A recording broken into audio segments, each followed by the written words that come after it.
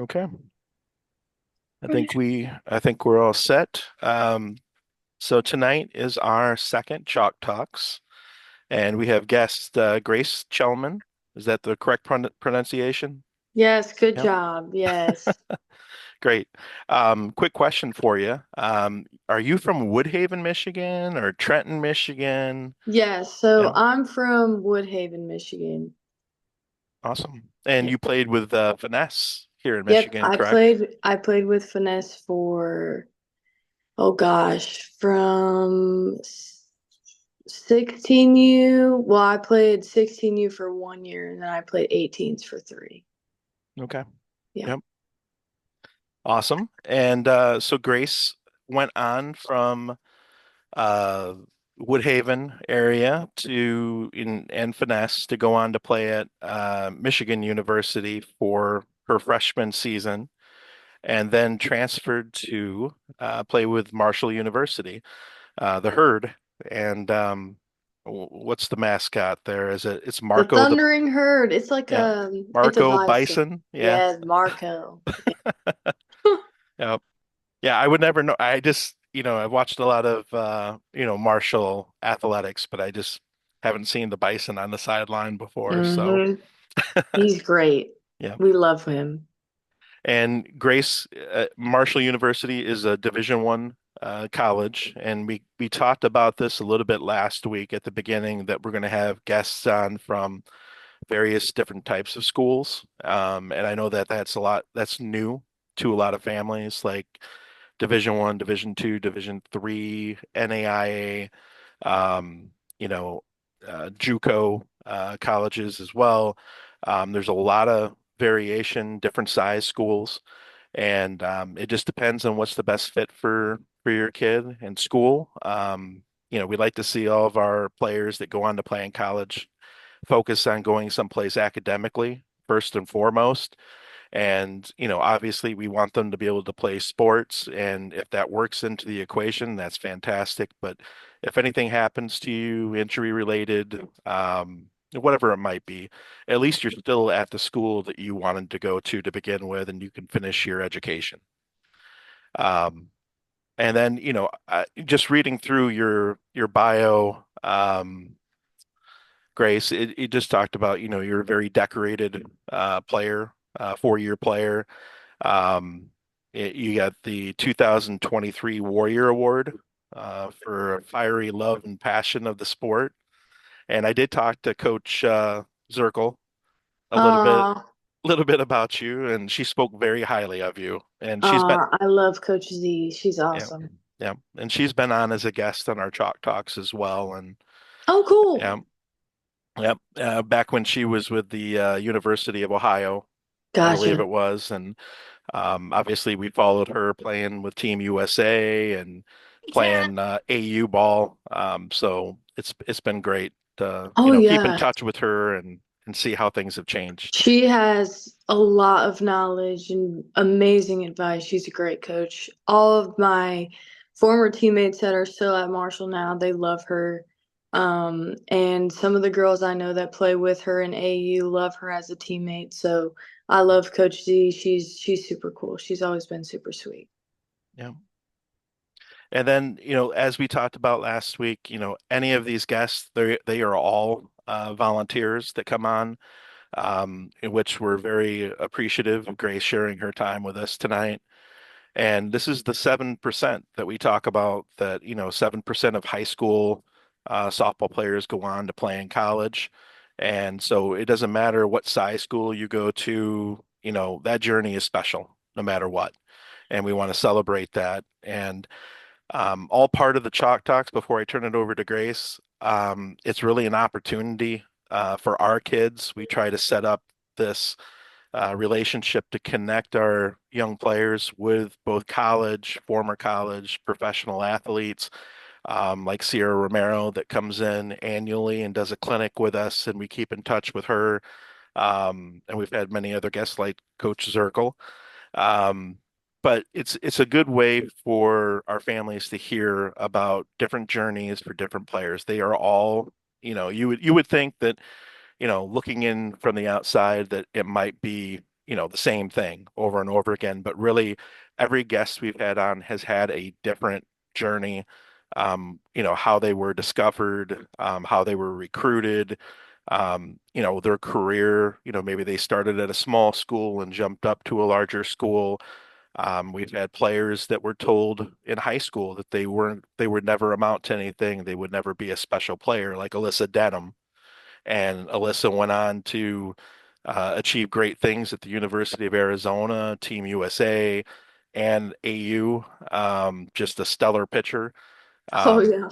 so we want all of you girls to know and kind of understand that any obstacles that are thrown in your way and people telling you that you can achieve something, if you guys put your mind to it and you work hard at it, anything is possible. And we really want to encourage and inspire our girls by having these guests on to learn more, about that process, about those journeys, and then, also the work ethic that's involved to get there. Um, so this is another, we talk about the hang tough way, just our philosophy. And we kind of stole it from Oklahoma State's coach, but it's our program is focused on the girls and helping enrich that travel ball experience. And it doesn't matter where you hear it from, what coach you have. That's why we do a lot of clinics and other learning opportunities. It might click with you depending on somebody saying things a certain way or their perspective, might connect with you. And that's the important thing. It doesn't matter who it is. It's just giving you the opportunity and access to as many people as possible, so that you can find that connection and um, inspire you along your way. I love So that. So I'm going to jump in and we'll start asking some questions here with Grace. And my oldest daughter's name is Grace as well. So Ah, I um, love that. I don't it's get a to meet a lot of Graces anymore. yeah, it's a great name because I got to be the one to pick it out for my daughter, and my wife Nice. picked my youngest daughter's name. So it worked out pretty good.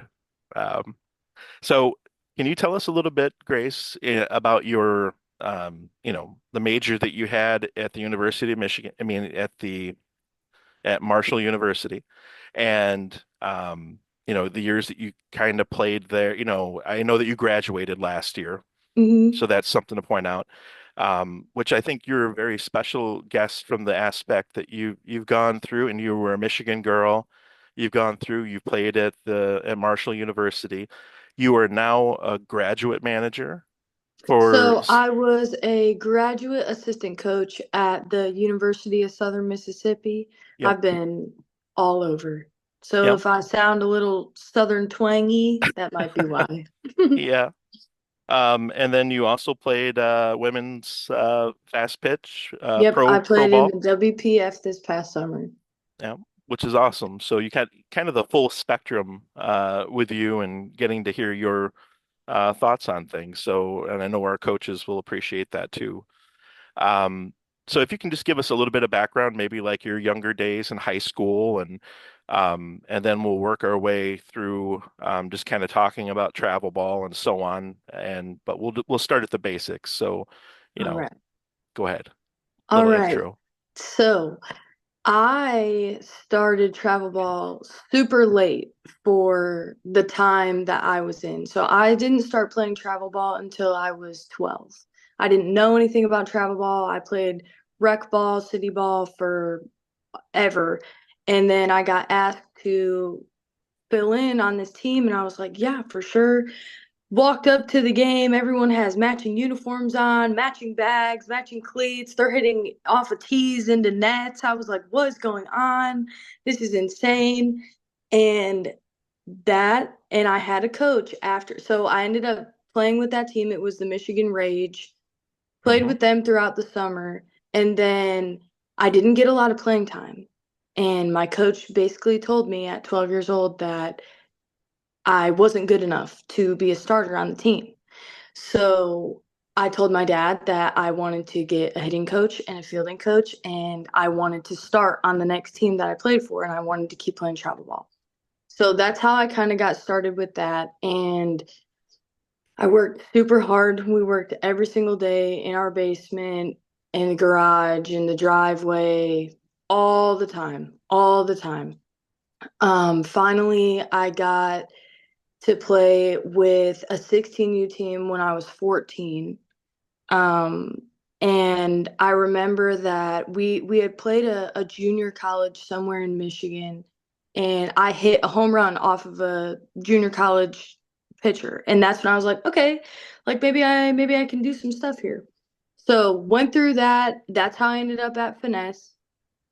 Tried out for Finesse, made Finesse, stayed with them forever. So my recruiting process was a little bit different than the recruiting process that you guys will have now, because when I was 14, I was able to get recruited by coaches. I was able to sign a national letter of intent. I was able to talk to college coaches and all that. I know that you guys can't do that now, which is a good thing, which is a really good thing, because you should not be making those decisions at 14 years old at all. But it's good to start thinking about colleges that you want to go to. So my recruiting process, I had everybody and their mother tell me that I was too small to play Division I softball. I wasn't strong enough. I wasn't fast enough. My height was a really big thing, I guess. I am 5'3". And I guess that all these Power Fives, they love the tall girls. They love them. But I got picked up by the University of Michigan at one of my travel ball tournaments when I was 16 years old. I was a walk-on at the University of Michigan, so I basically went there for no money. I wanted to go there. I wanted to prove myself. I wanted to earn my spot. I wanted to earn a scholarship. I wanted to do all of that. So fast forward, I get to the University of Michigan. My freshman year was awesome. Honestly, and this might be a little bit controversial, I feel like if you are a person that has always been a starter your whole entire life, when you get to college, it is not that it is not like that. I do think that everybody needs a year to figure out how your coaches want things done, what their coaching style is, how they run practice, what they want from you, what your role is going to be, where you fit in on your team, like kind of stuff like that. I learned so much as a pinch runner my freshman year of college. That's all I did. I was a pinch runner, and I'm honestly not even embarrassed to say that, because I learned so much. I learned about how to run bases effectively and how important it is to be able to run the bases really well, and that you do not have to be fast. You just have to cut corners really nice. I learned how to get timing off of pitchers. I picked at all the upperclassmen's brains. I was able to learn my coach's philosophy, how they wanted things done. I was able to perfect my form. I asked a lot of questions, and most people used to get really annoyed with me because I would ask a lot of questions. If you ask anybody that played with me at Marshall, I was on a question count. I was only allowed to ask 5 questions a day. That's how many questions I asked. But I always asked the question that everybody wanted to ask anyways. So it's okay. Ask as many questions as you want. But okay, so after my freshman year, that summer, after we won the Big Ten tournament, I went into Hutch's office for our exit meetings, and I told her we had an upperclassman that just graduated in the outfield. I play in the outfield. We had an upperclassman that graduated. I said, that spot is mine. I want it. Tell me what I need to do to get it. I'll do whatever you need me to do. I needed to gain 6 pounds of muscle. I needed to work on my accuracy throwing, and I needed to be consistent at the plate. So I did what I needed to do, and it ended up just not working out. And sometimes that's okay, you know? I ended up going into the transfer portal, and I found my home at Marshall. It was the best decision I've ever made in my whole entire life. I think that the transfer portal is very useful for people that are a little bit confused, or maybe, didn't think about everything before they committed to the school that they were going to, which is totally okay. That's what the transfer portal is there for. So I went into the portal, I got picked up by Marshall, and I fell in love with everything about it. I said the same thing. So Coach Z did not coach me at Marshall. I was coached by Coach Smith. She coaches at the University of North Carolina now. Um, amazing person. If you can ever get her on a podcast or on one of these chalk talks, oh, That would be awesome. she is amazing. I love Hmm. her. I love her so much. So I get to Marshall and I told her the same thing. I said, I want to start. I want to start in the outfield. I want to know what I need to do. What do I need to work on? What do you need to see from me? I'll give it to you. And she told me what I needed to do. She put me in the game. I did it, and I continued to do it for the rest of the 4 years that I was there. Um, and I got to Marshall in January of 2020. So I was a mid-season transfer, which is not ideal, but it happened. And that was right before COVID hit. So I was at Marshall for 2 months. COVID happened, shut down, went home.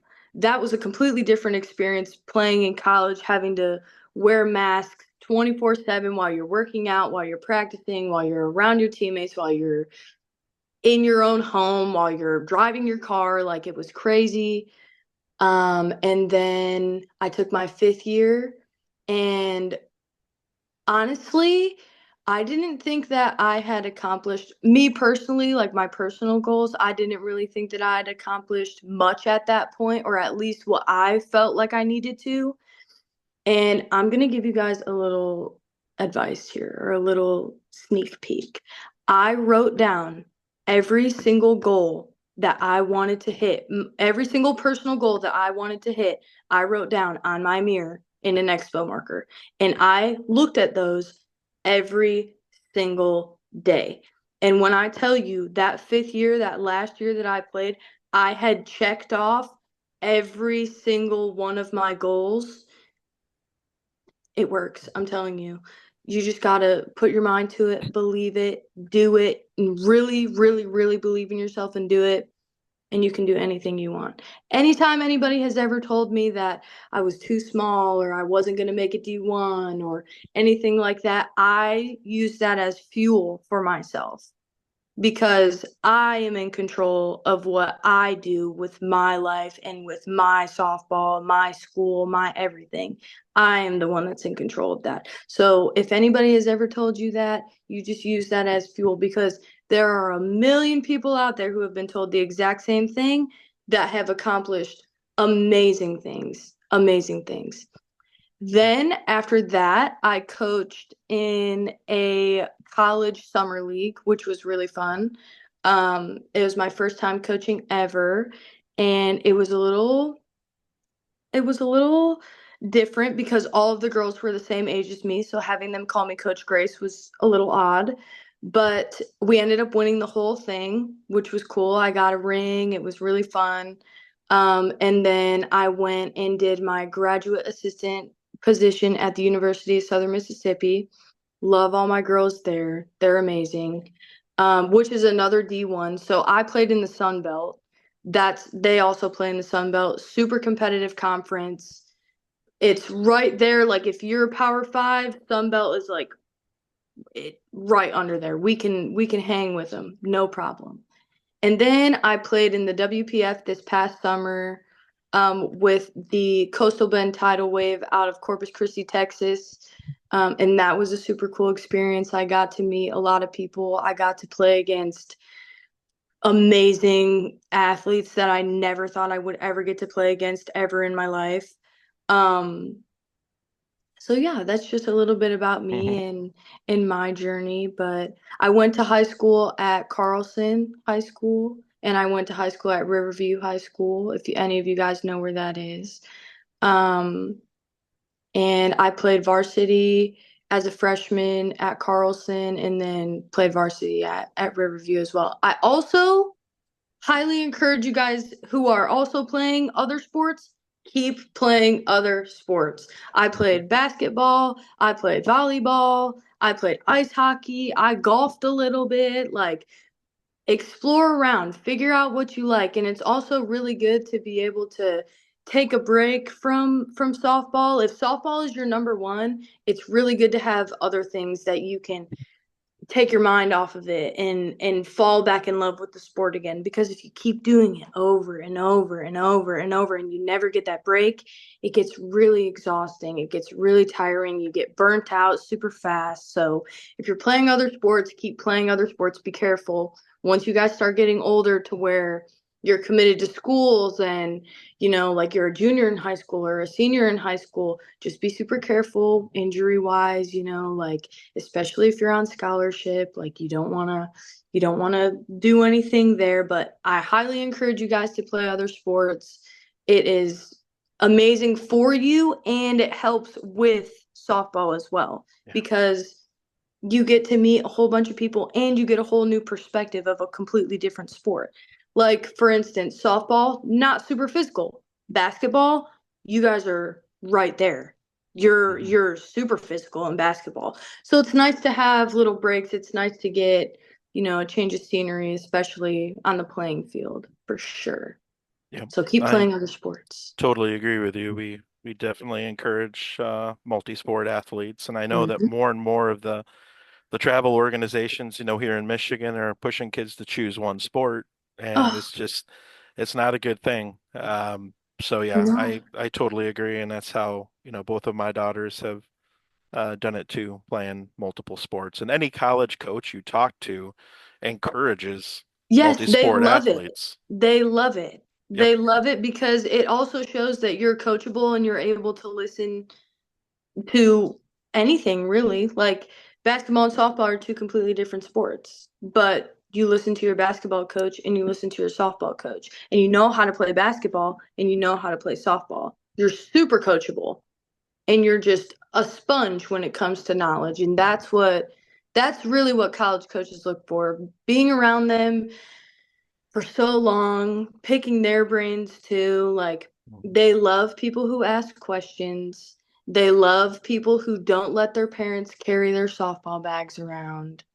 They love people who play other sports. And yeah, I mean, you guys just keep doing what you're doing and it'll all work out. It'll all work out. I do want to say though, going back to what you said about the different levels of college, I completely agree with you.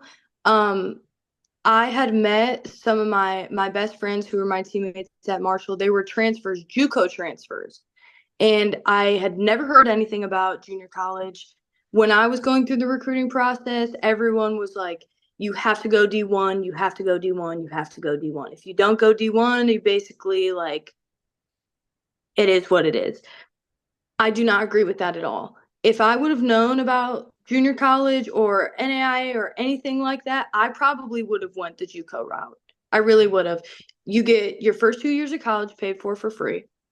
All your prereqs are done. You get playing experience, which is huge, because you could be a girl who just did 2 years at a junior college, right? And then there could be another girl who just went to a Power Five and say she didn't play at all for the first 2 years of her career.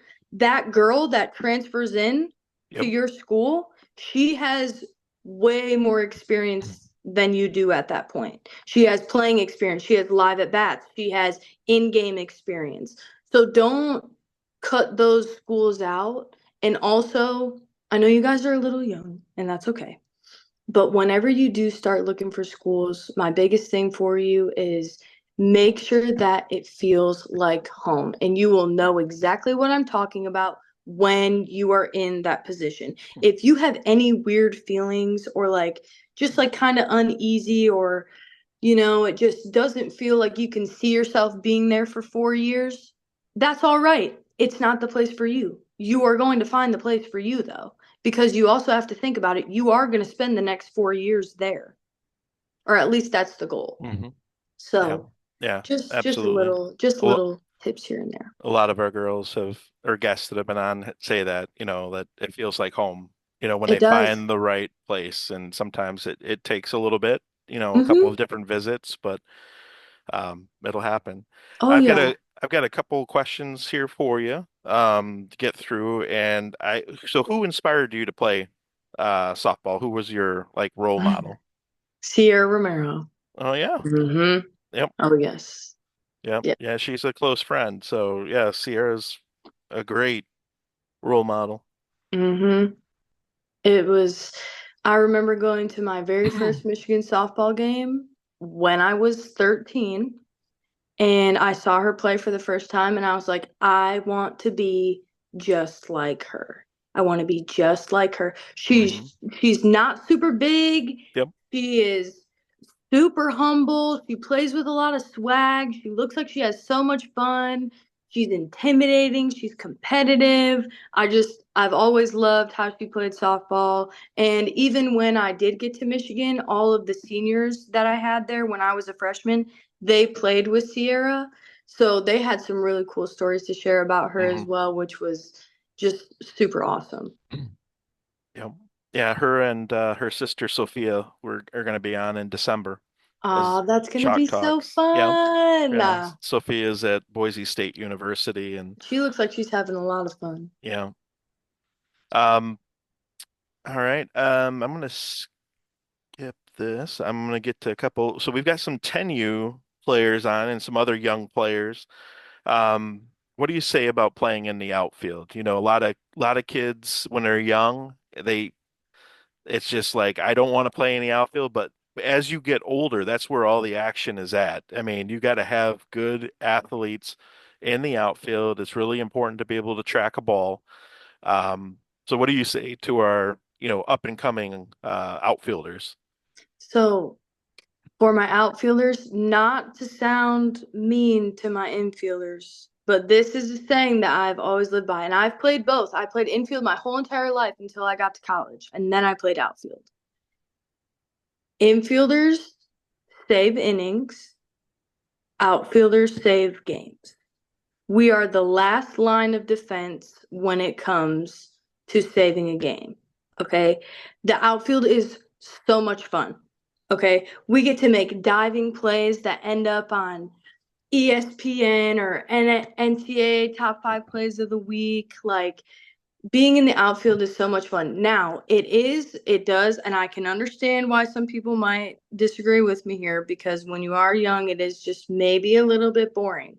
But as you start getting older, those girls, they start hitting the ball harder and they start hitting the ball farther, and you start getting a lot more action. So instead of just standing there and rocking back and forth in between pitches or in between innings, you're actually going to be locked in, and it's so much fun.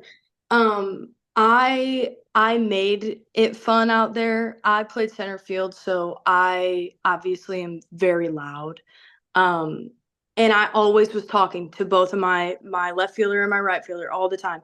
We would even play little games in between innings to make sure that we were still locked in. We would dance, we would sing, we made it fun. It's all just about how you guys look at it. It's all about perspective. But outfield is where the fun is at. Because if an infielder misses a ball, who do they look to next? Us. They look to us. They need us. They need us, you know? So I love my outfielders. I love my infielders. Outfielders save games, infielders save innings. And I stand on that. And I love my Yep. infielders. I do. Playing infield is hard. If you were to tell me Yep. to go play infield in college, I would tell you no. Couldn't do it. I could not do it. Those I girls hit the ball so hard. I I've can't. had I've had coaches that I coached 18U for 5 years before going and coaching 10U this year. So it's totally a different, setting, coaching with Yes. 10U and Yes. and teaching, and it's been a lot of fun. But so many of the colleges that we played in front of when I was coaching 18U, they would um, just convey that we're looking for shortstops. We're looking for the most athletic players on your team, and we're going to convert them to outfielders when we get them to our school.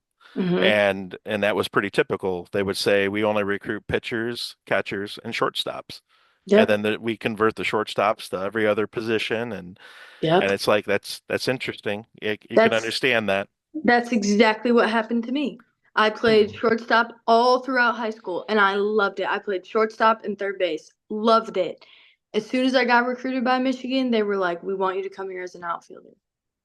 And I figured, Hmm. if you're fast, if you're really fast and you have good range, it makes sense, Yeah. And if you're athletic enough, it makes sense. And it really is a lot of fun. I felt the same way some of you guys do about the outfield when I was your age. I did not want to play it. I did not want to stand out there. I wanted to be in the infield. I wanted the ball all the time. As I got older, my perspective completely changed. I wanted to be in the outfield. I was begging somebody to hit me a gap shot so that I could dive for a ball because of how much fun it is out there. It's so fun. So yeah, I totally get that. I got a fun question for you. Who's your favorite professional sports team right now? Is The it Tiger. Oh, right now, like Tigers? still Yeah, currently well, playing? team right now. The Tigers, the Detroit Tigers. Tigers. Yep, they had a great season this year. They did. They Yep. did. The Tigers are having a great season. The Lions are having a Lions, yeah, great season. yeah. The Who's your Red Wings are favorite good. professional athlete? Oh gosh. Are we going to do male or female? Or does it matter? Which doesn't matter. Yep. Okay. Oh, I'm going to have to go with Caitlin Clark. Yeah, she's pretty awesome. She is awesome. And she is a trailblazer for women in sports. And I love that. I just Hmm. love it. Very And she just plays fiery with, person. Yeah. yes. If you will get one thing for me, I love fire. I love playing with fire. I love playing with passion, grit, everything, energy, everything. It makes such a big difference. And you can see it in certain athletes, like Caitlin Clark. She plays with swag. She's humble. She plays with swag. She is super competitive.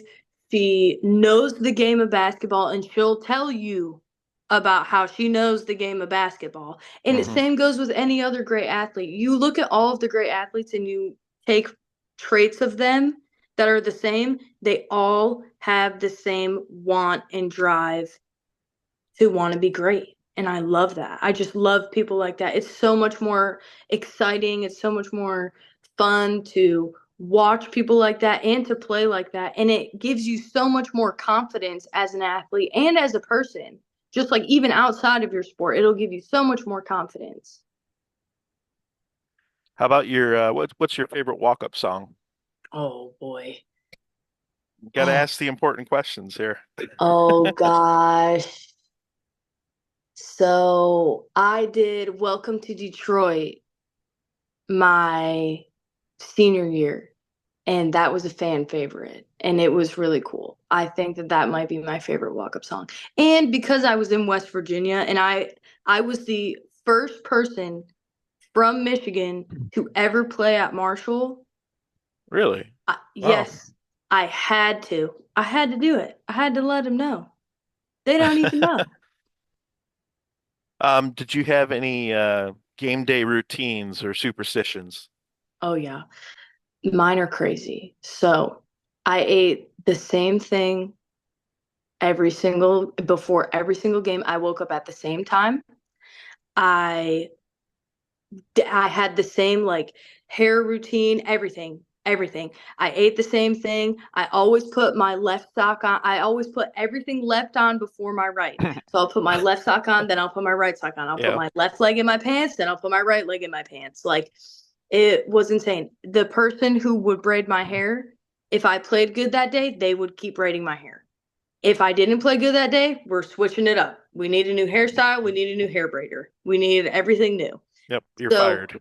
yep, exactly. It didn't work today. It's not you, it's me, but it's Mhm. you.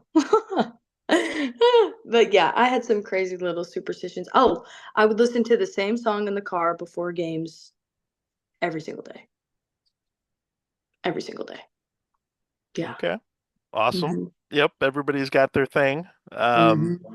What was your mindset? when you were on the field and in the batter's box. We talk about this with our athletes, trying to engage your mind, your focus, especially when they're young, between, being in the dugout, what's your role on the team in the dugout as Mhm. supporting your team? What's your focus once you get out, say in the warm-up circle or whatever it may be, the batter's box, and then what do you do during game time? So what was your mentality when you took the field and got in the batter's box? Was it I'm here to do damage, or what kind of thing was it? So, what I would tell myself is that I was the best hitter on the field. I'm the best hitter out here. I'm the best hitter in soft. Like, I had to hype myself up so much because I am a very mental person. So as soon as something would go wrong, I had to pick myself back up, or I would just keep going down and down and down and down. So I took an approach I Positive I self-talk? know I'm supposed to be here. I Yeah. know that I'm supposed to be here. I can hang here. I am a great hitter. I'm a great athlete. And now I'm going to show you exactly why I am here. So it may come off as a little conceited or maybe a little bit too much for some people, but when you can have that type of confidence in yourself internally, be cocky internally and exude confidence, it's a game changer. You don't have to be outwardly cocky. You don't have to tell anybody that you think that way. You don't have to tell anybody that how good you think you are or anything like that at all. You can tell yourself that inside your head though, and it helps a lot. Every single time I would step into the box, I would do my little plate routine. I would look at the picture and in my head I would say, this is my show. This is my Mhm. show. You have to throw to me. I don't have to hit off of you. You have to throw to me. So that's the kind of approach that I took. And I tried many other ones before that. It was a lot of trial and error. So once I found one that actually stuck with me and worked for me, I stuck with it. And that was the one that stuck. Oh, that's good. A lot of positive self-talk and Oh, yeah. Oh, yeah. visualizing success and Yes. So in our dugout, we had four different on deck, like little positions that we had. So you have the person who's up to bat, you have the person on deck, you have the person in the hole, and then we had the person in the kill zone. So the kill zone, we had a seat in the dugout, and it was right by where the third person was. And we would sit there. We weren't allowed to cheer. We weren't allowed to talk. We weren't allowed to look at the picture. We weren't allowed to do anything. We sat there Mhm. and we closed our eyes and we started to visualize what we wanted to happen in our at bat. And we would visualize and we would visualize and we would visualize. And Coach Smith, she didn't coach third base. She coached from the dugout. So after we were in the kill zone and we went in the hole, we would talk to her and she would say, "So what's your plan? What do you want to do? What adjustments are you going to make?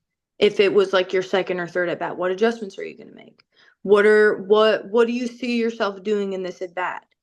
And that's when you would start saying it out loud so that you could put it out there, right? And then you would start getting your timing. So then on deck, it was all timing. And then in the box, it was just trusting that preparation that you did. Always trusting your practice outside of your team practices, trusting what you just visualized for yourself and really believing it. And when I got to Marshall and I found out that they were implementing stuff like that, I absolutely loved it. It helped me so much being able to just kind of take myself out of cheer mode and wanting to scream and cheer for my team and be locked in on my teammates at bat. And now I'm locked in on, okay, I need to calm myself down. I need to calm down. I need to take some deep breaths. I need to focus on my breathing. I need to visualize the success that I want to have. It's kind of like if you were sitting in the bleachers watching yourself. do something is how we would visualize things. So I would physically see myself, my swing, the pitch, where it would go. I would see everything. And then I would hunt that when I got up to bat. I would look for that pitch because that's what I just prepared for, Hmm. you know? So, It's yes, yes. So that was kind of our preparation at Marshall. We all did that, all of us. It was one of our we had a lot of core values at Marshall, which I loved.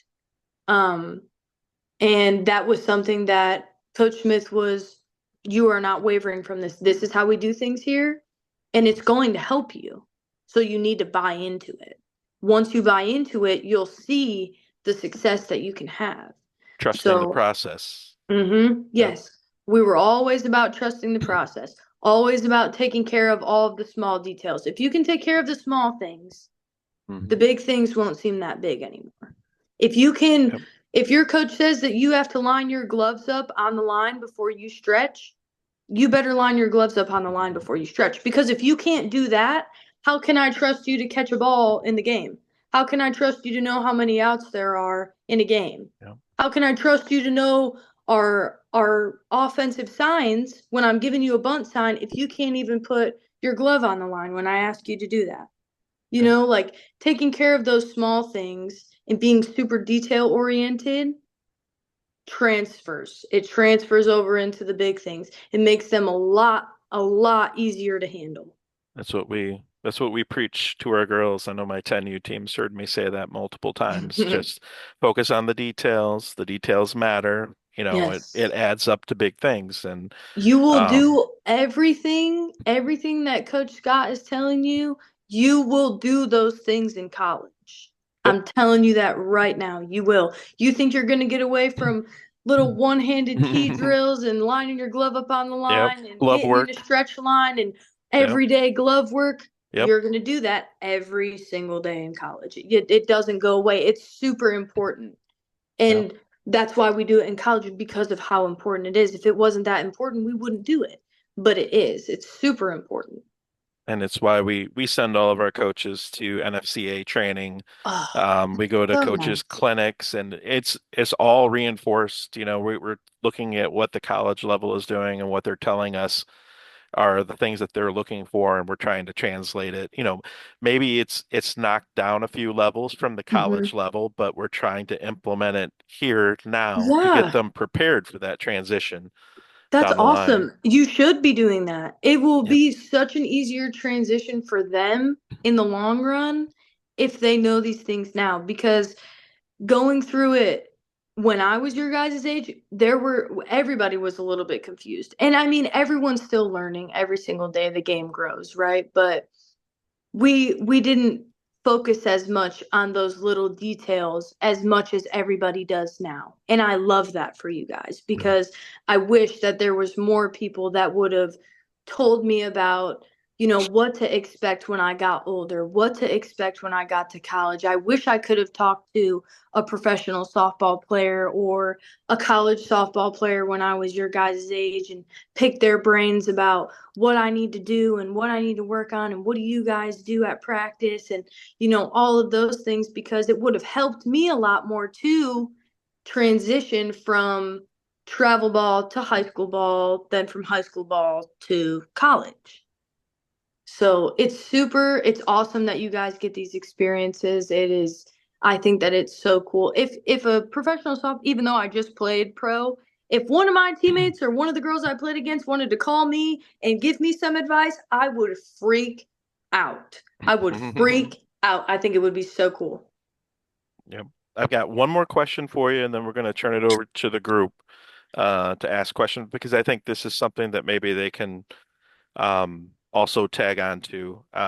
Overcoming adversity and mental toughness. That's always something that, especially at young levels, having confidence and translating for what you're doing in practice to the game and not getting discouraged while you're playing the game.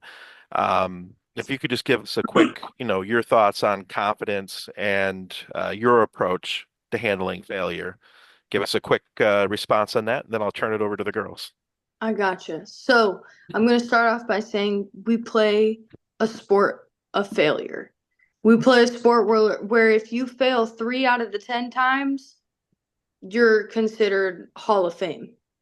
you know so you have to understand that playing a sport where you fail more than you succeed is very, very hard. You're going to fail.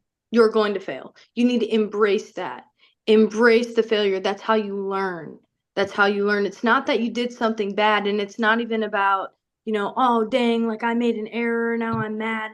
No, coaches don't look at that. They want you to mess up. They want to see how you react when you mess up, because they know how you act when everything's good. Obviously, you're going to be so happy. They want to see how you react when you make mistakes, when you make errors. And it's not about the error that you made. It's what are you going to do the next time that that ball is hit to you? Or what are you going to do the next time that she throws that same pitch? You know, what are you going to do then? Are you going to make an adjustment? It's all about making adjustments and having that belief in yourself. When I would go to practice, and this is just at practice, I would tell myself there are 3 parts to the game: offense, Yes. defense, pitching. Obviously, I'm not a pitcher, but you have to have 2 out of those 3 things to win a ball game, right? So I would tell myself, I'm going to fail at least one thing today. I'm going to. And it's the truth. You're going to. I'm not going to make a perfect throw every single time. Even if I want to so bad, it's not going to happen. I'm going to fail at one thing today. And when I do, I already know that it's going to happen, so I'm going to be okay. I'm going to make an adjustment. I'm going to get back up, and I'm going to do it better the next time. So let's say I like drop a pop up or something. Well, I knew I was going to fail at something today. There it was. Now hit me another one and see what happens. Have that next one mentality. I want another one. The next one. You're going to get the next one. There's always going to be a next one. You have to think like that. Failure is not supposed to be scary as it sounds, and as much as it may make you upset or discouraged in yourself. You don't have to be scared to fail. Everybody fails. Coach Z will tell you she's dropped a pop up as a professional athlete. I've dropped a pop up as a professional athlete. There are multiple. Everybody does it. Everybody makes mistakes. Everybody makes errors. You're not gonna make one, and it's not gonna be your last one. It's not gonna be your first. It's not gonna be your last.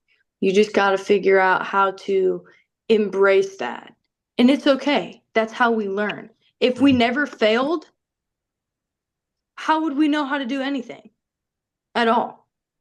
You know what I'm Yep. saying? Yep. And we tell our girls to have a memory of a goldfish, Yep. 3 second memory. Mm-hmm. Flush it, after you make a mistake because you don't want to carry it with you into the next thing. Yes.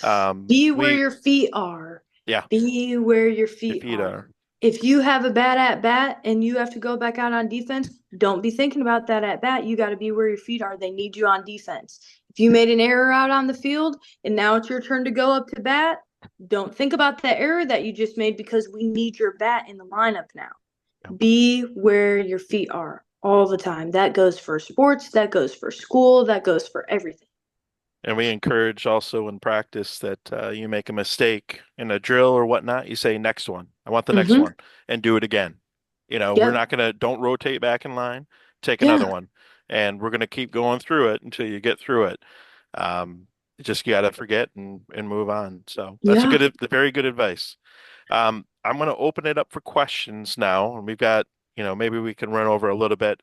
It's going to be, if you ask a question, the rule of thumb here, ask a question, wait your turn again, and until everybody has an opportunity to ask. You can also put it in the chat as well, the chat box, and raise your hand, and I can go to you there too as well.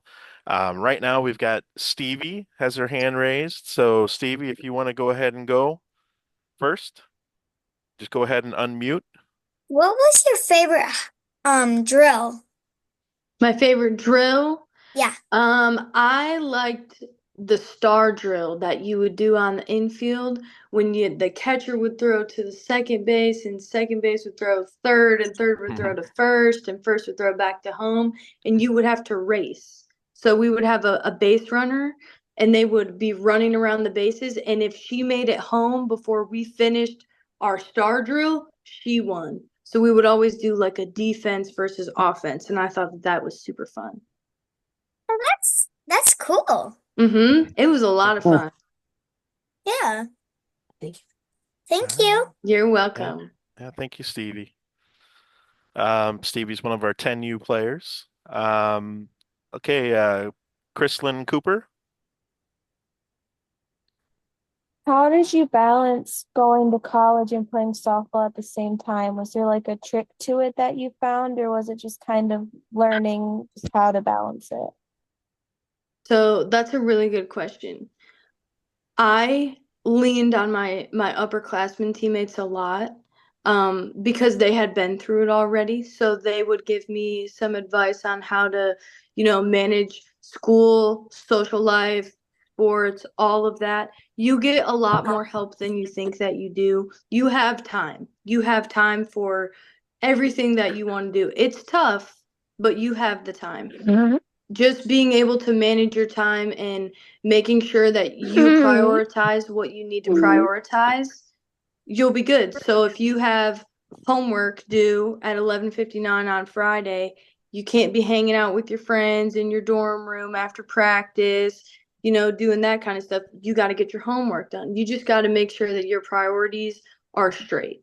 So school always number one, school, softball, school, softball.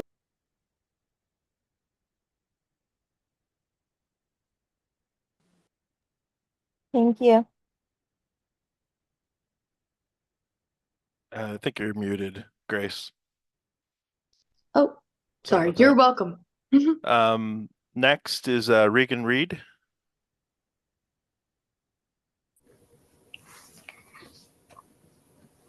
Hi, I'm Reagan. I'm the youngest on my team and the smallest. How can I stand out? You, first of all, you be you and you own that, okay? I like to call, so I'm short, right? I'm 5'3". I stopped growing in 5th grade. I've been the same height. I've been this height since I was 10, okay? I like to call us the minis. We love the minis. Be loud.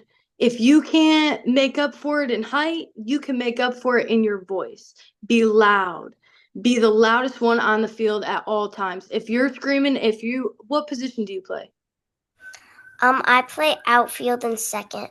Outfield and second. So when you're at second base and a ball gets hit to the outfield, and let's say the ball needs to go to second, you should be the loudest person screaming that. Or if you're in the outfield and you're calling a ball, there should be no doubt that every single person on that field and the field over should be able to hear you.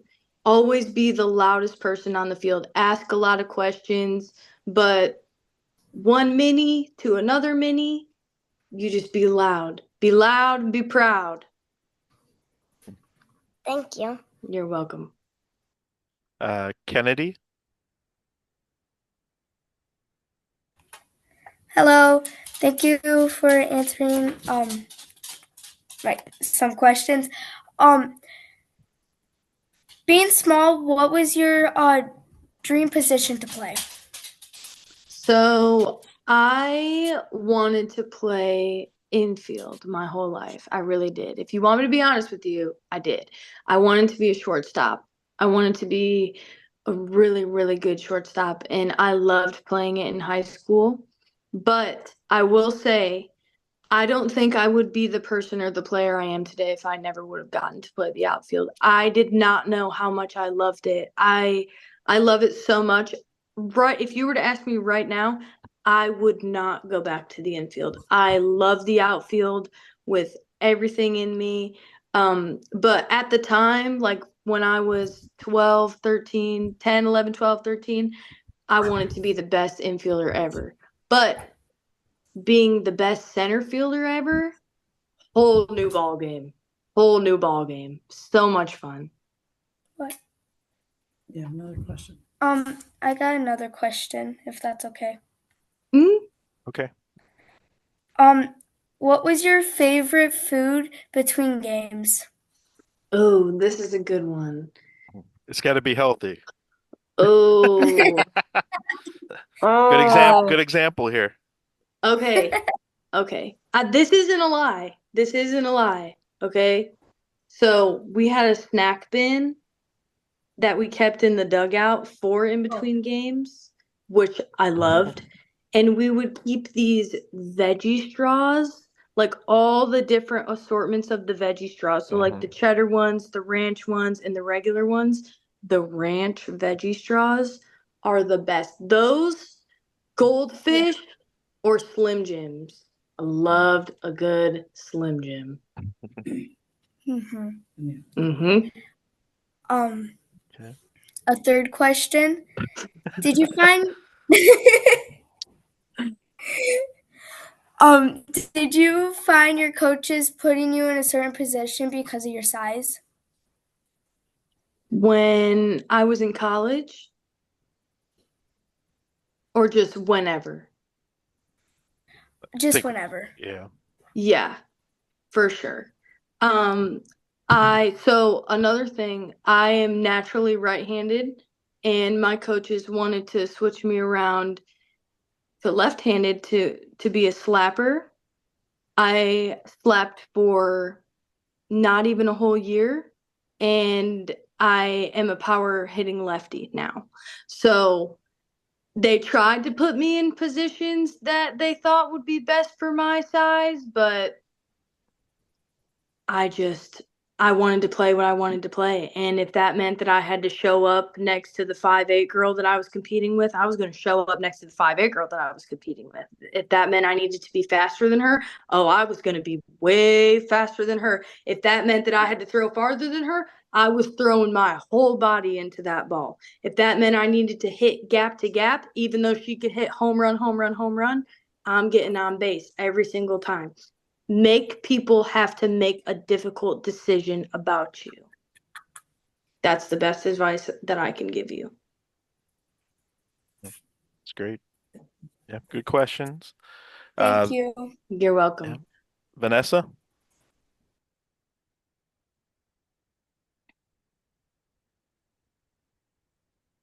you there, Vanessa? You gotta unmute. Sorry, I was trying to. No problem. Okay, what was your biggest moment? My biggest moment. Ooh, that's a good question. Like Okay. most memorable My athletic. most memorable athletic moment. Yeah, like your biggest achievement. My Yeah. biggest achievement. So I would say that my biggest achievement was winning the Warrior Award at Marshall University, for sure. So, winning that award means that your coaching staff and your teammates and everybody in the community can all agree that you play with fire and passion and you love your team and you love your school and you play for something bigger than yourself and you have a lot of energy, and that was all I wanted to be. If I couldn't be the biggest player on the team, I wanted to be the most competitive. I wanted to be the loudest. I wanted to be a good teammate. I wanted to be a good teammate more than anything. I wanted to be the person that my teammates could come to and say, hey Grace, like I'm struggling with this, like can you help me? Or, like how did you get through this? Or I I look up to you, or anything like that. I just wanted to be a good teammate, and winning that award was everything to me. I didn't care about winning all conference. I didn't care about winning all tournament. I didn't care about any other accolade at all. That was the only accolade that I ever wanted. And when I got it, it was one of the best days ever. The best days ever. Awesome. All right. Good question. Um, we've got a lot of questions still, but so we're going to run a little over, but at the end, we will be Um, basically doing a random draw for a gift for a player. So it's either a gift card or a book. It's called Mind Gym, and it was a book that about mental toughness that our last Chalk Talks guest, Emberlyn Caldwell, referred to as a book of inspiration. So hang on to the end, and we'll get you. How about Callie? Callie's been waiting for a while.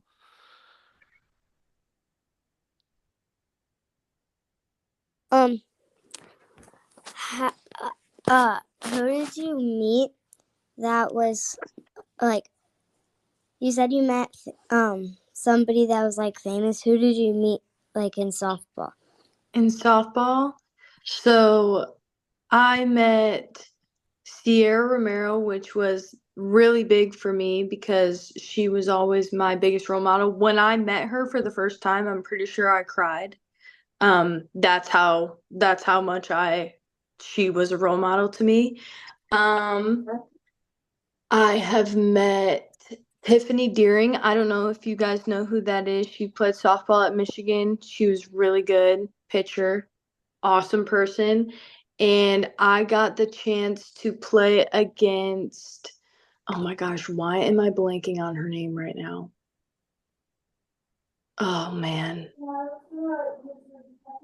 She's a catcher. She's a little older. What I'm what school? blanking.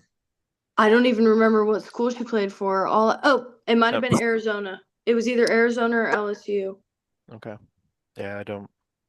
But I played against her this past summer, and I Yeah. remember she stood up next to me, and I looked at her and I said, "Oh," I said, "Oh my gosh." And she was like, "What?" And I was like, "I've just watched you play it on TV since I was 12, and I just love you. Like this is insane. It's the craziest thing ever. It really is. It's insane." Does anybody know Kelly Lynch? Anybody know who that is? She was a pitcher at LSU, pitcher at Washington. Love her. I got to Yeah. play with her this past summer. She was great. Um, let's see. But yeah, I think that Sierra Romero was definitely. Oh, anybody know Alex Duraco? Anybody know who that is? Yeah, I played with her at Michigan. She played at Oklahoma last year. Pitcher. She's really cool too. She's really cool. Okay. Awesome. Yeah. Thank you, Callie. Thank you. Um, You're welcome. one of our coaches had a question here. Says, Grace, can you please stress the importance of stamina and agility in softball? Yes. So first of all, being in shape, stamina, super, super important. You have to be able to give 100% attitude, effort, everything that you got for 7 innings. Whether that be 2 hours, if you guys are on a time limit in college, there is no time limit. Okay. So one game could be 3 hours long, it could be an hour and a half long. It doesn't matter. But it is super important to stay in shape and to have that stamina to run bases and to hit and to sprint on and off the field and to play your position really well, because if you start getting tired after the first inning, you're not giving 100% of what you can, and we need you to give 100% effort, attitude, everything for 7 innings, however long that is. We only ask for 7, you know. So make sure that you guys are, if your coaches are giving you conditioning, if they're giving you little workouts to do, if they're giving you practice or, little drills to do outside of practice, make sure that you are doing them. They are important. Your coaches would never give you something if it did not matter. All of those little things matter. And if you think of it this way, if you're not doing it, somebody else is, and they're getting better. You guys strive to be 1% better every single day. You don't have to be 100% better every single day. You need to be 1% better than you were the day before. So that goes with conditioning. If you guys are doing, like, we used to have running conditioning tests at school. That's another thing. You will have a conditioning test at school. You will have a conditioning test at school. You will be lifting weights 3 to 4 times a week at 6 o'clock in the morning, and then still having to go to school, and then going to practice, and then going to study hall, and then you go home, and then you do it again. You have to be able to do those things. And that also comes from having a really, really strong head, mental toughness. I would say probably 90% of our entire sport is played up here. The rest of it, you can have all of the physical capabilities. If you can't get right up here and you're not strong up here, it doesn't matter what you can do. You can be the best physical athlete ever. If you're not strong up here, it doesn't matter. It doesn't matter. And that goes with everything. So make sure that you guys are doing your conditioning, make sure that you guys are doing your workouts, make sure that you guys are doing your drills outside of practice. Practice is not the time to practice. Okay? You practice on your own outside of practice. When you get to practice, you take reps. That's what you do. You're creating muscle memory. You're doing that. You're having team practice. You need individual practice. And that's what you take care of outside of your team practice.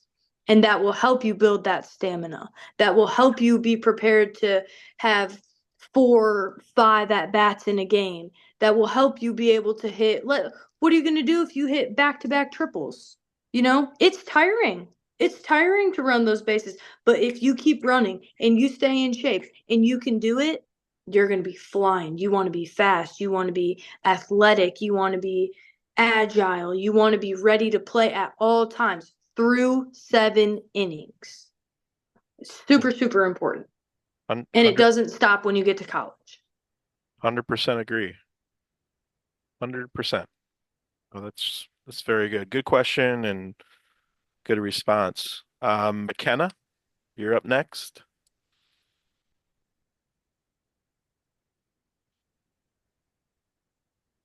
Can you unmute McKenna? There you go.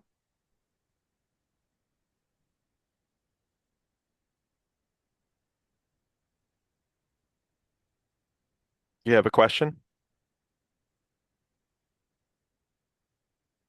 Might be having some technical difficulties. I'd like to comment. Which way she's waiting. Okay, go for it. I just appreciate your comment, as far as the kids working outside of, as a coach, I only get them 4, 6, 8 hours a month. And it's for you to reiterate the point that we've been reiterating as coaches, especially over the last couple of weeks. You were spot on as far as, you practice outside of practice. Thank you. Yes, it is. It's the biggest thing. And that's what separates you from being good and being great. And I'm going to be completely honest with you. It just is. The best athletes, they train by themselves. They train on their own. They want to get better. They have that want. They have that drive. You can just leave that. You can just leave that. You can just leave that. You can just leave that. You can just. Okay, ladies, gotta make sure you're muted on your end. Okay. Let's McKenna, are you there now? Or actually McKenna looks like she left. How about Kaylee? Do you have a specific jersey number and why did you pick that number? Can you repeat that? Do you have a specific jersey number and why did you pick that number? So my favorite number of all time was 14. I was 14 in travel ball. I was 14 whenever I could be. And when that number wasn't available for me in college, I chose the number 1. And why I chose the number 1 might also sound a little bit conceited, but I just loved the thought of it. And again, it helped me with my own confidence. Everybody is different. So I chose number 1 because I wanted to be number 1. That was it. And that was why I chose that number in college. I thought that it just looked really cool. Like I just thought that it looked really cool. If you want me to be honest about it, I really did.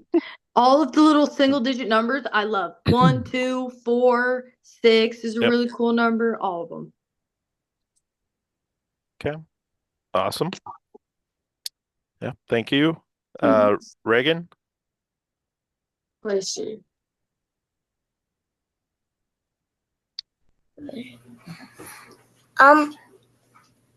Hi again.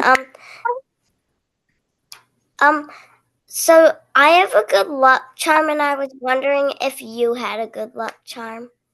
I do have a good luck charm. Have you ever seen a $2 bill? I've seen one $2 bill in my whole life. That $2 bill is one of my good luck charms. My other one, I had a ring that my great grandma gave me, and it said love on it, and we were allowed to play with jewelry. So I always wore that ring. I wore it all the time. When I didn't wear that ring, 1, I felt naked, and 2, I never did good. So I kept the ring on, and I knew that it was my good luck charm. So I have 2. I have my $2 bill that I keep in my car, and I have my love ring from my great grandma that I would wear every single game. What's your good luck charm? I have a cross that I keep in my pocket. Oh, that is so sweet. I love that. That's a great good luck charm to have. Yeah. I also have one more question. Mhm. How can I help to make my teammates come to me when they need it? That's a really good question. That is a really good question. Being vocal about that. So that's what I used to do. Like if somebody was struggling with something, I would go up to them and be like, "Hey, like if you need help, like I can help you out. You can just ask me. Like we can work on it together. We can work on it after practice. Like we can do this together. I just want you to know that I've been in your shoes. So if you need some help, I'm more than willing to help you, and I want us both to be better. Me helping you makes me better, and it also makes you better too. So being vocal about that, telling your teammates, hey, if you need help, like I want to help you, I can help you.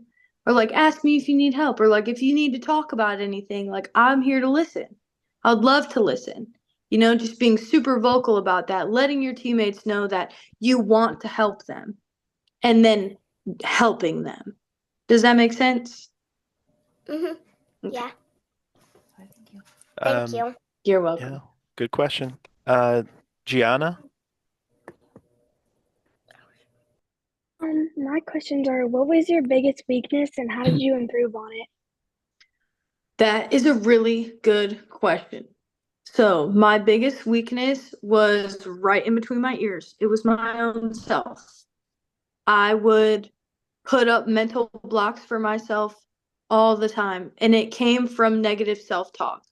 If I struck out too many times or I made errors in the field, I would start talking really negatively to myself. And my coaches wouldn't even be the ones who were telling me it. I would be telling myself that. So that's where I adapted that mentality of I deserve to be here. I deserve to be here. Me making an error does not mean I don't deserve to be here. Me striking out does not mean that I don't deserve to be here. I've done the work. I practice on my own. I trust my preparation. I know that I'm going to fail sometimes, and I'm okay with that. And I'm super confident in myself. So once I was able to flip my mindset for myself, and I started talking to myself more positively, and I started being my own confidence booster, and I started telling myself, like, I am the best hitter. I am the best this. I do believe in myself. And I actually really, truly believed it was when I was able to get over that mental block. Does that make sense? Yeah. Okay. And then I have another question.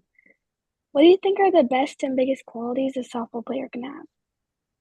I think that the best and biggest qualities that a softball player can have is being coachable, being open to trying new things, being comfortable, being uncomfortable. So what that means is let's say one of your coaches has a hitting drill that you've never done before, right? Or your hitting coach has a drill that you've never done before. And this is a new hitting coach that you're going to, and you've heard really good things about him from your friends that go to him, and so you want to try it out. And he's telling you different things than what your other hitting coach is telling you, right? Be open. Now this is my personal opinion. I do not think that there is a right or wrong way to swing at all when it comes to hitting. I really don't. There are specific mechanics that you have to have that everybody has that are the same. But when it comes to like fundamentals of your swing or like finish of your swing, none of it can be whatever is comfortable for you. But being comfortable, being uncomfortable, just because something feels uncomfortable does not mean that it's wrong. It just means that you've never done that before. And that's why it feels uncomfortable. So get comfortable being uncomfortable and always be coachable. Always be coachable. Ask a lot of questions. If you do not understand something, ask. Nobody is going to be mad at you. What people are going to be upset with is if you don't understand something, you don't ask, and then you do it wrong, and then they have to explain it again. Does that make sense? So be Yeah. super coachable, ask questions, be comfortable being uncomfortable. Okay. Thank you. You're welcome. A lot of similarities between you and our last Chalk Talks guests, a lot of the same messages, which is good. It's all good content. That's exactly how it is. Let's go, Kyle. Is it Perenni? How do you get mentally and physically stronger in softball? Good question. That comes from repetition and practice. So the physical aspect of it, you really have to buy in. If you say that you want to be better, if you say that you want to be stronger, you want to be faster, you want to hit better, you want to be more consistent, you want to be better with your fielding fundamentals, you want to do all of that, you need to put in the work outside of practice. Your 2-hour practices twice a week, or however many times you guys practice a week, they are not doing anything for you personally. They are there so that you guys can get together as a team and work on team concept, not individual concept. Does that make sense? So physically, you just got to put in the work. If you say you want to be more consistent hitting, you better be hitting. Well, I don't want to say it every single day, but I mean, that's what I did. I would never tell you guys to do something that I didn't do. I hit at least 5 times a week. I would hit after school every single day. Every single day. Sometimes 6, sometimes 7. It really just depended. And Grace, I mean, is it like, say, 30 minutes a day? I mean, just Yeah, as it long as doesn't you're, have to be like 2 hours long or exactly. anything extensive. If you say, I'm going to hit a bucket of balls, and out of the bucket of balls, I want 7 of them to be absolutely perfect mechanics. You don't stop until you get 7 of them in a row with perfect mechanics. That could take you 10 minutes. That could take you 30 minutes. That could take you an hour. It just depends. You don't have to have 4-hour practices or 2-hour practices by yourself. You can go and have your mom or dad, sister, brother, cousin, aunt, uncle, whoever go and set balls up on a tee for you, and you hit into a net, and and you have them record you, and you look back at your swing, and you're like, okay, let me try this, or okay, I'm dropping my back shoulder. Let me try and focus on keeping that upright and through the zone, or I'm falling in my back hip. Like, let me think about going towards the pitcher instead of towards the sky. Like just really simple, small adjustments. Me and my dad would hit for an hour, an hour every day, an hour every day, and then I would go see my hitting coach once, twice a week. Doesn't have to be anything crazy. You just have to put in the work. If you don't put in the work and you expect to be better, that's the definition of insanity. The definition of insanity is doing the same thing over and over and over again and expecting a different result.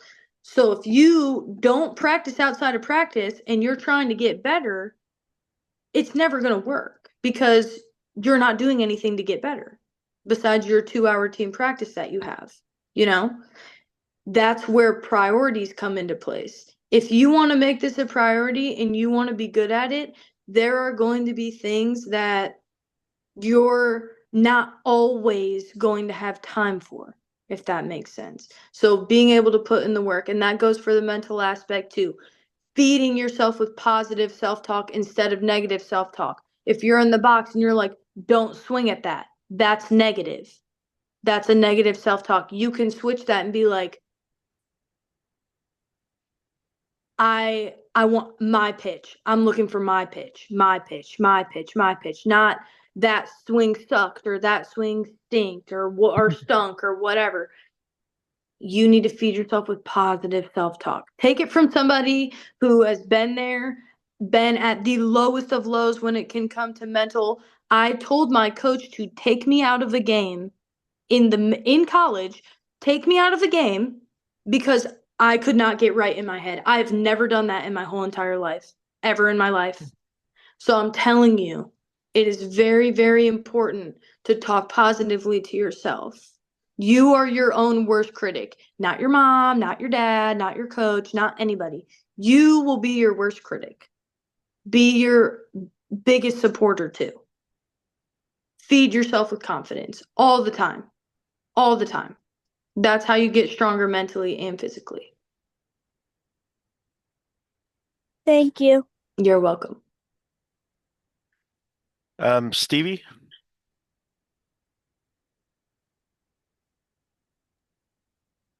How many home runs have you hit recently? Recently, so Or in ever? pro ball, I hit, I want to say, let's see, 6. 6? Wow. 6 in pro ball.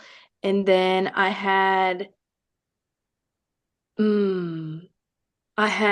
think it was over 8 or, oh my gosh. I had over 10 my last year of college. And then in middle school, I broke a record for home runs hit in a game, but we didn't have any fences. So it was really just hit a pop up far enough. And I was just running around the bases at that point. And then in high school, oh my goodness, I don't even know, probably over 20 in 4 years of high school. Listen, guys, the middies, we have power. We just got to use our body. That's all. Exactly. The taller girls that are just a little bit more muscly, they can afford to have little mistakes, and they can hit a ball and still hit it over the fence. We got to be perfect, and that's okay because we'll get there. We'll get there eventually.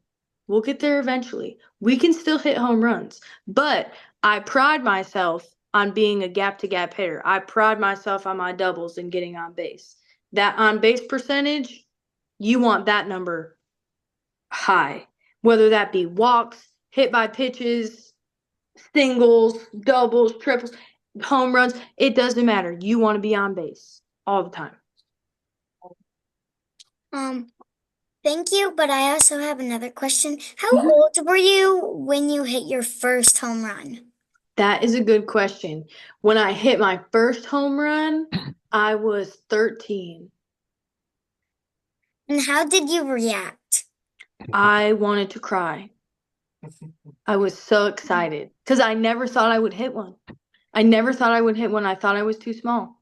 I never thought I would hit one. And then I hit one, and I remember we were playing in an indoor tournament, and I hit one, and I looked at my dad, and I said, "Oh my gosh, I hit a home run." And he said, that's what you get for hitting 5 times a week and going to your hitting coach. And how did your teammates react? They were so excited for me. That was a big memory that I have too. They were so excited for me. They were all cheering at home plate, and we all hugged and we were all screaming and cheering in the dugout. It was so much fun. I bet. Thank you Mhm. for answering my questions. You're very welcome, Stevie. And then we have, and I'm sorry, we're only going to have one more question tonight. And I know that McKenna, last question, and then we're going to do the drawing here or the random draw for the gift. And I've got one last question for Grace. So go ahead, McKenna. What time did you start playing softball? I started playing, so I played t-ball, so I was really young. And then I started playing city ball, like rec ball, when I was 8.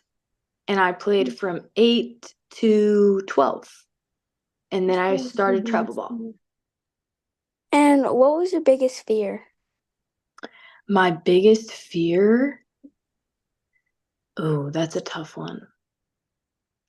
My biggest fear was that, oh my. No one's ever asked me that question before. You put me on the spot a little bit. My biggest fear probably was that I wouldn't be able to reach all my goals that I wanted to reach for myself when I was older. I had a lot of big dreams, but I Okay, well, didn't. thank you for asking more. You're welcome. All right. So I've got just a couple quick questions for you. What's next for you? I know you're in graduate school Mm-hmm. currently. Yep. What's your major? So I'm majoring in coaching and sport performance. Okay. Mm-hmm. Yep. And it's at Southern Mississippi? Yes. Yep. Is that where you're at right now? Yeah, online. Yeah. Mm-hmm. Online. Yep. So you're back in Michigan?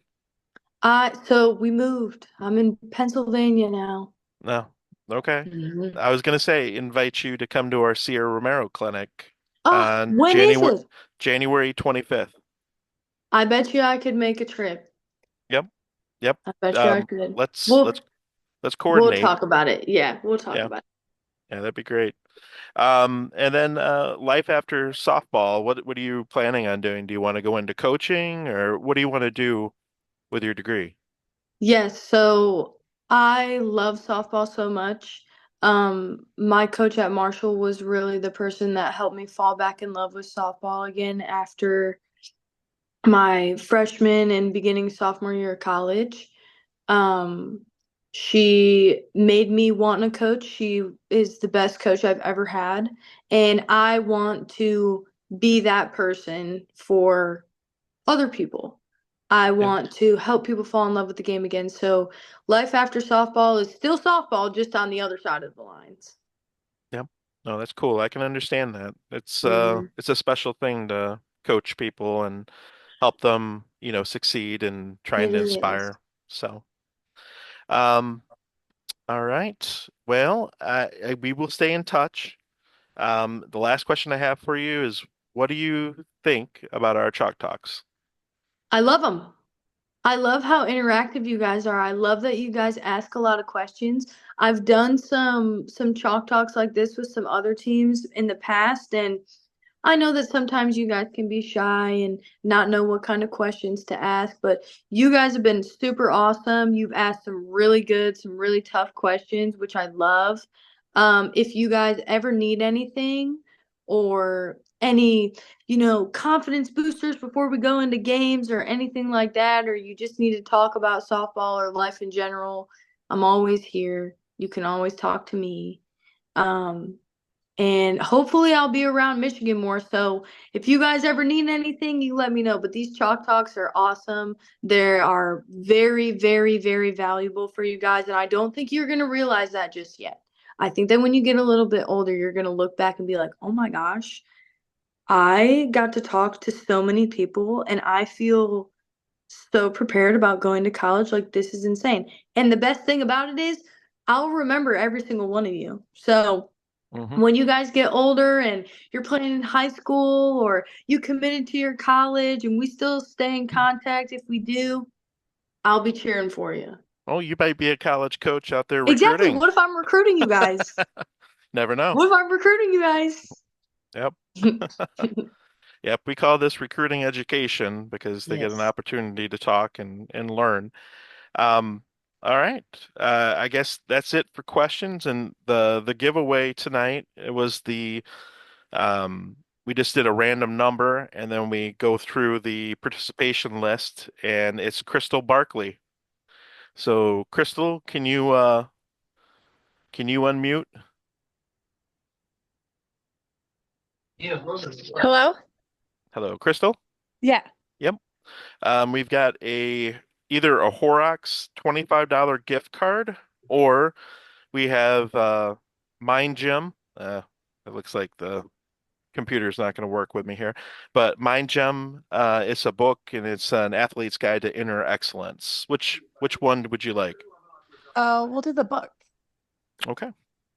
All right. We'll make sure that we get that to you at the next practice. Perfect. Yep. Thanks for joining us tonight. Yep. Thank you. That was for actually my daughter, Kendall, is the athlete, so make sure it gets to her. That'd be awesome. Yep. Thank you. Absolutely. Okay. Yeah. All right. Well, Grace, thank you very much for, providing your time tonight, and we're very grateful. And you and I will stay in touch. We'll be here operating. We operate out of the Lansing area in Michigan, Okay. so we'll keep in touch, and I'll get you the itinerary for that Sierra Romero clinic and when it's coming up. Yes, please do. That Yeah. would be so cool. Yeah. We can definitely make that happen. It's so far in advance, I could definitely clear my schedule. Don't you worry. Okay. All right. Well, thank you, Grace. Thank Thank you you for your guys so time. much. Good luck, you guys. You guys are going to be great. Thank Thank you. Thank you. Thank you. You're welcome. Thank you. You're welcome. Yep. Have a good night. I'll see you guys. Thank you. Bye. Bye.